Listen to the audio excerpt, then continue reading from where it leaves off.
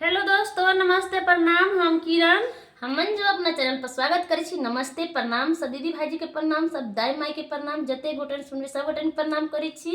और हम दोनों देवरानी जेठानी जा रहल छी बहुत प्यारा से बेटी विवाह गीत बनाबा। अहाँ सब जरूर सुनब, कमेंट जरूर करब और प्यारा आशीर्वाद देब। पता है देखियो हम सब एते मेहनत कर रहल छी आ गाँव के लोग तो ताना एहन एहन देत कि की कहूँ, लेकिन हम सब ककरो बात के बुरा नहीं मान के अपना काम में लागल छी। जकरा जे मन होइ छै से बुरा भला कह रहल छै, लेकिन अहाँ सब कम से कम सुनी सबके करी अपन, सुनी सबके मन के करी अपना मन के।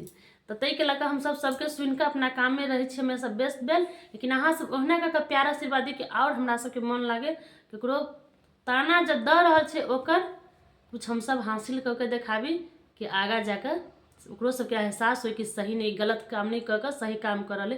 और अहाँ सब और प्यार आशीर्वाद दिए जेते कि हम सब जल्दी जल्दी आगा बढ़े। और अहाँ सबके बहुत प्यारा सा बेटी विवाह गीत है, बहुत दर्दनायक।